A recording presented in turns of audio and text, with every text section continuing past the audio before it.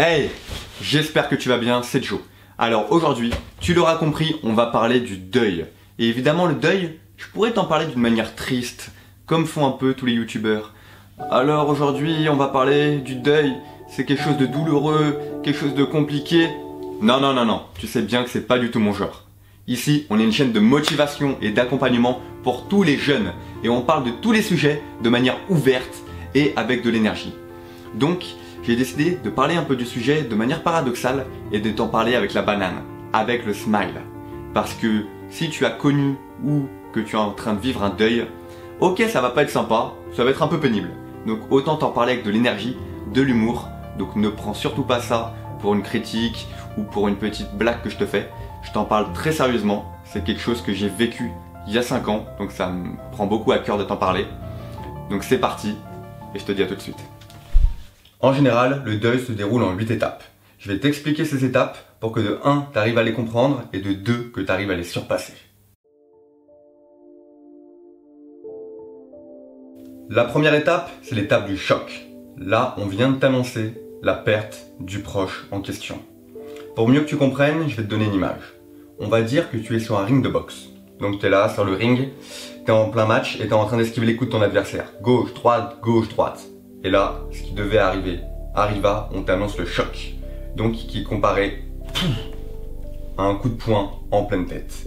Donc tu es pas mal sonné et ton cerveau ne sait plus vraiment là où il est. Je t'explique ce qui est en train de se passer. En fait, quand on t'annonce que ton proche est décédé, ton corps va réagir physiquement à la douleur psychologique que tu es en train de vivre. Et donc, il y a différents symptômes qui peuvent apparaître. Et quand ça va arriver, n'oublie pas que ton cerveau est là pour t'aider. Donc la première chose qu'il va faire, c'est de produire des hormones tranquillisantes pour te protéger de ce choc. Comme un peu quand tu te casses un bras, je sais pas si ça t'est déjà arrivé de te casser quelque chose, tu vas te casser le bras, tu vas avoir mal quelques secondes, puis justement une hormone tranquillisante va apparaître pour te protéger de la douleur. Et ben c'est exactement pareil pour le choc du deuil. Et là, c'est plutôt paradoxal, parce que tu vas te retrouver comme dans une bulle qui va en fait te protéger de la souffrance, tu vas être comme tranquillisé, anesthésié, et c'est très paradoxal parce que ça va te protéger de la douleur, alors que t'as envie d'avoir mal, quoi. T'es là, tu comprends pas pourquoi tu ne ressens pas une douleur intense du deuil. Et donc en fait, la sensation, c'est un peu comme si tu avais bu 3 verres d'alcool ou fumé un joint, c'est plutôt agréable. Donc voilà, c'est une sorte de protection du cerveau qui est là pour que tu endures moins cette douleur du choc. Si ça t'arrive, il faut surtout pas que tu paniques, c'est totalement normal. Il faut que tu laisses les choses se faire. Je vais te mettre sur le côté la liste des symptômes qui peuvent apparaître justement pendant le choc. Si ça t'arrive, il faut surtout pas que tu paniques. C'est totalement normal, les symptômes peuvent dépendre des personnes, mais c'est un état normal de ton corps. Donc laisse faire, laisse ton corps réagir et ton esprit pareil combattre. Ne t'inquiète pas, ça va rapidement passer. La deuxième étape, c'est l'étape du déni. L'étape du déni, c'est quoi? C'est que la mort de l'être qu'on aimait nous paraît tellement inconcevable qu'en fait on veut nier la vérité. Donc on commence à se dire dans notre tête, bah non, il peut pas vraiment être mort, bah non, elle peut pas vraiment être morte. C'est impossible, je veux pas y croire. Et en fait on se ment à soi-même. C'est un peu comme, on va prendre l'exemple d'une jeune fille qui vient de se faire larguer par son mec. L'annonce est tellement brutale qu'évidemment les premières minutes, les premiers jours, voire les premières semaines, des fois elle veut pas y croire. Elle se dit bah non, je suis encore en couple, c'est pas possible de m'être fait larguer d'un coup. Bah c'est un peu comparable au deuil en fait. Tu veux pas y croire, la douleur est tellement forte que tu préfères te mentir à toi-même. Alors si ça t'arrive, ne t'inquiète pas. Ça peut durer plusieurs jours, ça peut durer plusieurs semaines, je suis passé par là. Il faut parfois voilà, se cacher la vérité pour mieux après l'accepter, donc c'est une étape totalement normale. Il est important de noter que cette deuxième étape du deuil, elle est spécifique à chaque personne. Tout le monde peut réagir différemment. Donc par rapport à tes réactions, laisse les choses se faire, parle-en à tes proches, tu peux en parler à ton médecin, ne t'inquiète pas, mais c'est quelque chose de totalement normal. La troisième étape, c'est l'étape de la frustration et de la colère. Évidemment, tu viens de perdre un être que t'aimais, t'avais l'habitude de vivre avec lui, tu voulais pas qu'il parte comme ça.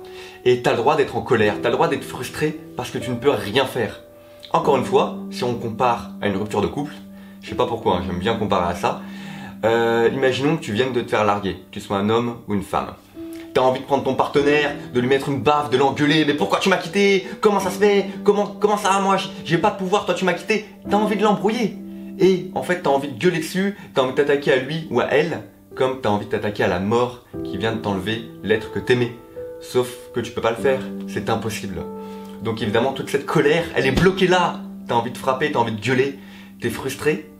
Et donc, moi, ce que je te recommande de faire dans ce cas-là, puisque tu peux pas t'en prendre à la mort, va faire du sport. Je sais que c'est dur, mais essaye d'aller faire un footing, de la boxe, un sport de combat, même du chant, du théâtre. Essaye de bouger, de faire quelque chose pour extérioriser. Voilà. Moi, il faut savoir que quand ça m'est arrivé, pendant 1 an, j'ai fait de la boxe thaïlandaise. Et c'est vrai que ça m'aidait énormément à extérioriser cette colère que j'avais en moi. Donc voilà, si ça t'arrive, ne t'inquiète pas. Encore une fois, c'est une phase totalement normale. La 4e étape, c'est l'étape que tous les étudiants en école de commerce vont reconnaître. Je rigole, c'est l'étape de la négociation. Pourquoi? Parce qu'en fait ton cerveau est submergé par le chagrin, par la douleur, par la colère. Et en fait il est en train d'un peu négocier avec la réalité. Et pour avoir coaché beaucoup de jeunes, et peut-être que ça va t'arriver, essayent de s'inventer des scénarios. Imaginons que tu as perdu ta maman ou ton papa. Ils peuvent se dire « Ah ben j'ai qu'à imaginer dans ma tête que ma maman en fait est partie en voyage et qu'elle revient dans 4 ans. Tiens, mon papa est mort, mais je vais plutôt imaginer, pour que la réalité soit moins dure, qu'il est juste en prison ou qu'il est parti pareil en voyage pendant 40 ans et que je le reverrai dans 40 ans. » Cette situation arrive dans énormément de cas, tu essaies de négocier la réalité qui est très dure à entendre et qui est douloureuse. C'est totalement compréhensible. Si ça t'arrive, essaye juste de te rendre compte que tu es en train de te mentir à toi-même. Tu vis encore une fois un peu dans le déni, tu n'arrives pas à y croire et tu préfères te mentir à toi-même.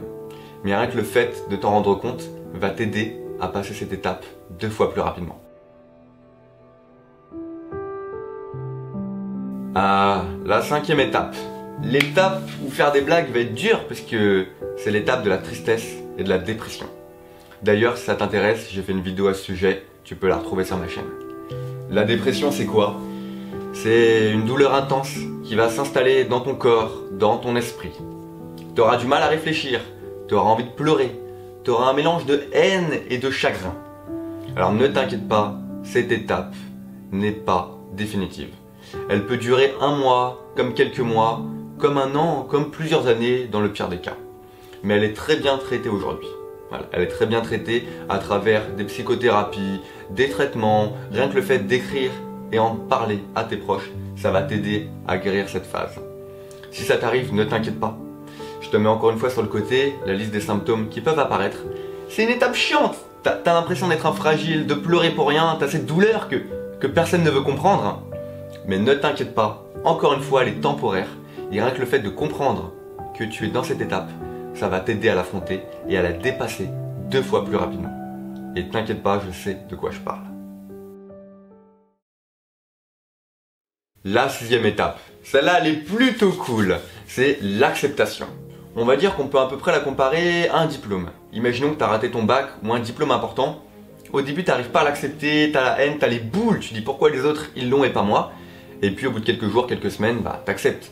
J'ai raté mon diplôme, je dois faire autre chose, je dois redoubler. C'est chiant, mais c'est comme ça. Et c'est à peu près pareil pour le deuil. Cette 6e étape, elle va prendre du temps à venir, mais quand elle va arriver, déjà, les hormones que le choc auront produit, tu te rappelles, cette hormone tranquillisante et tout qui te met un peu dans ta bulle, comme si tu avais bu quelques verres, va commencer à bien partir. Et tu vas pouvoir commencer à reprendre, entre guillemets, une vie à peu près normale. L'acceptation, en gros, c'est quand tu commences à accepter que la personne ne reviendra plus. Ok, tu pourras plus la prendre dans tes bras, tu pourras plus lui parler, elle va te manquer, et c'est normal. Mais tu vas devoir faire avec et être plus fort. Cette personne, elle sera plus jamais sur terre, mais elle sera là toujours avec toi d'une certaine manière. Donc, il faut que tu l'acceptes et que tu arrives à vivre avec. Quand tu seras à cette phase du deuil, dis-toi que tu auras fait les 3/4 du travail et que tu pourras être très fier de toi. Tu seras quelqu'un de très courageux, mets-le-toi en tête. La 7e étape, ça y est, on arrive quasiment au bout et c'est une étape de warrior, c'est l'étape de la reconstruction.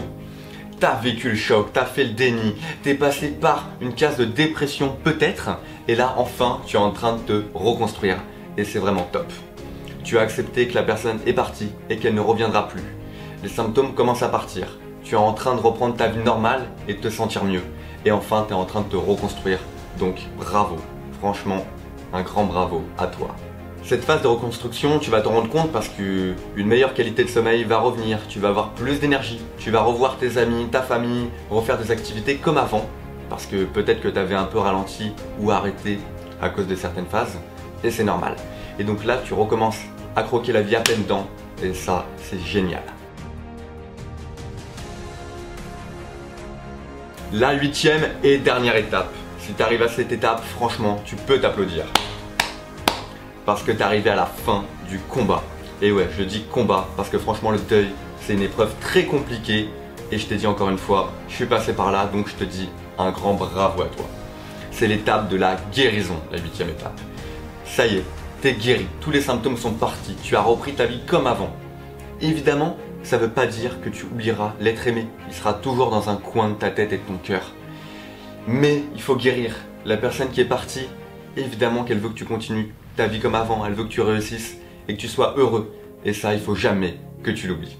Donc si tu as passé l'étape de la guérison, franchement, tu es un champion et serre-toi-en pour aider les gens autour de toi.